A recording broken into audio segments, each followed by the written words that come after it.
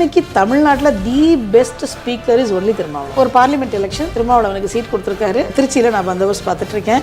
கலைஞரோட முன்னாடி பேசுறதுக்கு நிறைய விஷயங்கள் கண்டென்ட் மட்டும் இருந்தால் போதாதுல்ல. பாடி லாங்குவேஜ் வேணும், த்ரோ இருக்கணும், வாய்ஸ் இருக்கணும், எக்ஸ்பீரியன்ஸ் இருக்கணும்.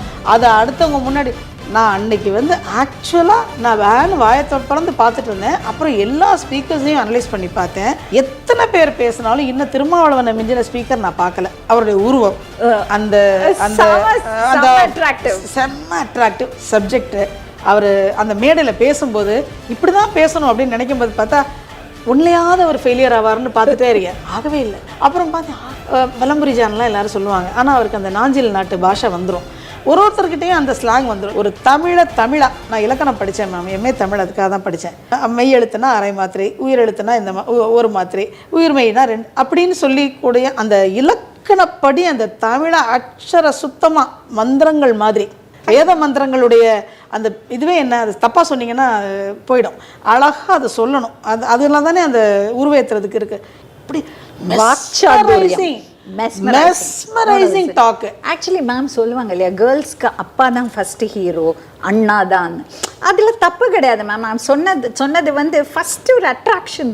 That is because then you know, நம்மளோட பகுத்தறிவு சொல்லும் இவர் நமக்கு அண்ணா மாதிரி. இதுதான் மேம்.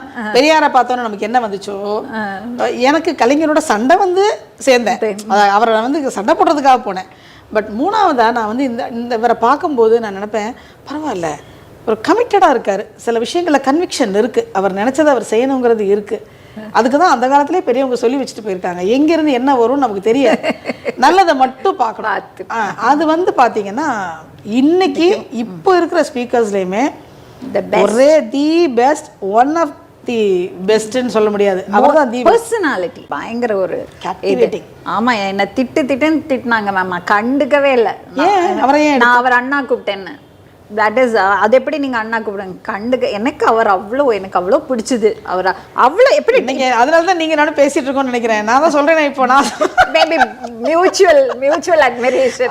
அந்த மீட்டிங்கில் நான் பார்த்தேன், கலைஞர் முன்னாடி பேசுகிறாரு, தமிழ் பேசுகிறாரு, இவ்வளோ பெரிய கூட்டத்தை கண்ட்ரோல் பண்ணுறாரு. பின் ட்ராப் சைலன்ஸு, எங்கேயாவது ஒரு இடத்துல வார்த்தை மாறுமானா மாறலை. கிளாரிட்டி ஆஃப் தாட்டு, எக்ஸ்ப்ரெஷன், அந்த த்ரோ, வாய்ஸ் எல்லாமே. Because he is honest. நம்ம ஒரு விஷயத்தை ஆர்டிஃபிஷியலாக நம்ம பண்ணோன்னு நினச்சா எங்கேயோ ஒரு இடத்துல கோட்டை விட்டுடும். நம்ம உண்மையாக நம்ம பேசணும்னா, உண்மையாக இருந்தோன்னா, அது I think it comes out like that. அப்படி தான் லீடர்ஸ் வருவாங்க. லீடர்ஸ் சும்மா நீங்கள் எந்த ஸ்கூல் அப்படின்னா தான் எல்லா ஸ்கூலில் போய் படித்து லீடர் ஆயிடுவாங்களே. அவங்களுக்கு ஏதோ ஒன்று இரிட்டேட் பண்ணியிருக்கு. இந்த முத்து உருவாகிற மாதிரி தான்.